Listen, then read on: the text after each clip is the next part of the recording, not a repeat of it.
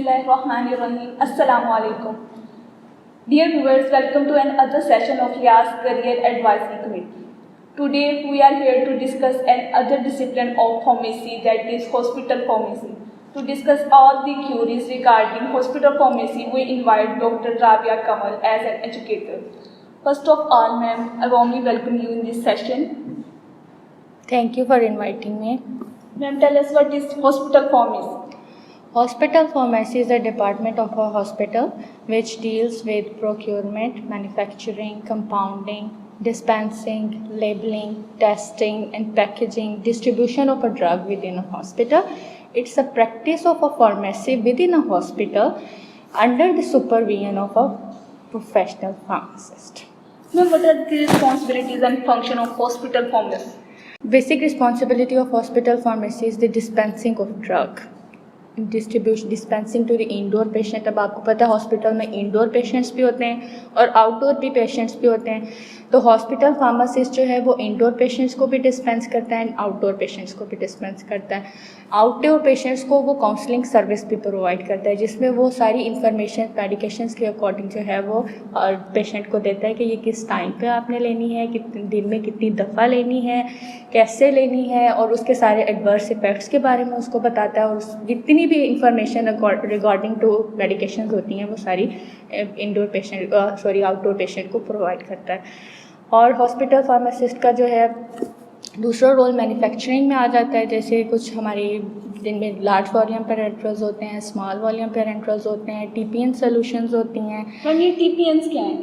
TPN होते हैं total parenteral nutrition. जैसे कि हम तो ओरली न्यूट्रिशन ले रहे होते हैं तो हमारी सारी बॉडी की रिक्वायरमेंट्स पूरी हो जाती है. कुछ इंडोर पेशेंट्स होते हैं जो कि ओरल न्यूट्रिशन नहीं ले सकते, तो उनके लिए हॉस्पिटल फार्मेसी में हॉस्पिटल फार्मासिस्ट जो है वो एक बैग, ये बेसिकली एक न्यूट्रिशन बैग होता है जिसके अंदर सारी न्यूट्रिशन रिक्वायरमेंट्स जो कि पेशेंट की रिक्वायरमेंट होती हैं उसके अकॉर्डिंग हॉस्पिटल फार्मासिस्ट ये एक सोल्यूशन बैग प्रिपेयर करता है. और ये थ्रू आईवी जो है पेशेंट को एडमिनिस्टर किया जाता है क्योंकि वो ओरली जो है वो डाइट नहीं ले सकता, तो उसकी सारी जो बॉडी रिक्वायरमेंट्स हैं वो थ्रू आईवी प्रोवाइड की जाती है थ्रू दिस टीपीएन सोल्यूशन. उसके अलावा जो हॉस्पिटल फार्मासिस्ट होता है वो टीचिंग में रोल प्ले करता है. जैसे कि नर्सेज को या पैरामेडिकल स्टाफ होता है उसको मेडिकेशंस के रिगार्डिंग सारी इंफॉर्मेशन देता है. और जो भी प्रिस्क्रिप्शन आती है उस प्रिस्क्रिप्शन के अकॉर्डिंग ही उसने जो है ड्रग सारी मेडिकेशंस को डिस्पेंस करना होता है. दूसरा स्टोरेज, प्रॉपर स्टोरेज जो है उसकी रिस्पॉन्सिबिलिटी होती है कि जो सारी हमारी मेडिकेशंस आई हैं, जो सारी मेडिसिन्स हैं उनको प्रॉपर स्टोर करें. जैसे कुछ मेडिसिन्स होती हैं वो रूम टेम्परेचर पर स्टोर की जाती हैं, कुछ जो होती हैं वो फ्रिज में स्टोर की जाती हैं लो टेम्परेचर पर. जैसे हमारे पेरेंट्रल्स हैं वो लो टेम्परेचर पर हम स्टोर करते हैं. तो उसकी इंश्योर कराना कि जो है सारी मेडिकेशंस आ रही हैं वो प्रॉपर स्टोर हों. और दूसरा इन्वेंट्री कंट्रोल करना.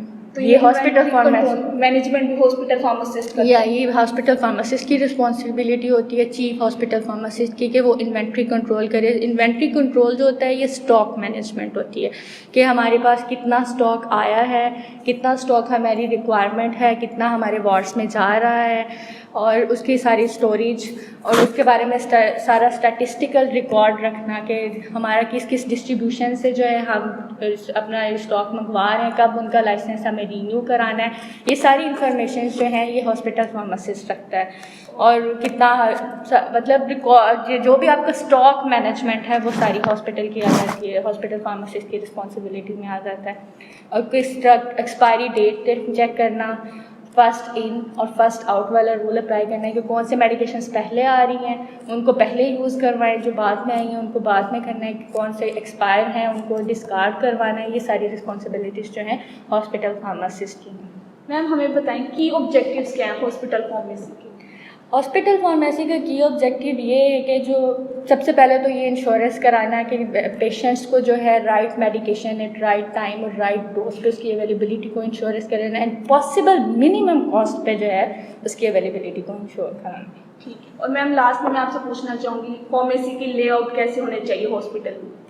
फार्मेसी की लेआउट, हॉस्पिटल फार्मेसी की लेआउट बेसिकली उस प्लेस पे होनी चाहिए जो ईजीली अप्रोचेबल हो सारी डिपार्टमेंट्स के लिए, और मेनली जो है प्रेफरेबली ये ग्राउंड फ्लोर पे होना चाहिए, क्योंकि ग्राउंड फ्लोर पे आपको पता है इजीली एक्सेस होती है सबकी। इसमें जो हमारे हॉस्पिटल्स के सारे पैरामेडिकल स्टाफ्स हैं और जो आउटडोर पेशेंट्स हैं उनके लिए इजीली एक्सेसिबल है, तो ये must be eight ground floor होनी चाहिए। और हमें चाहिए कि जहाँ पर हमारी हॉस्पिटल फार्मेसी है उसके इर्द गिर्द जो है जो कुछ अपीलिंग इंफॉर्मेटिव जो है पोस्टर्स लगाएं, ताकि जो है हमारे पेशेंट्स हैं उनके अंदर डिज़ीज़ के बारे में, मेडिसिन्स के बारे में जो है सारी इंफॉर्मेशन आए, उनको पता चले कि कौन सी डिज़ीज़ है, कैसे इसकी मैनेजमेंट है, वो सारी चीज़ों के बारे में इंफॉर्मेटिव और एजुकेटरी जो है ना पोस्टर्स लगाने चाहिए।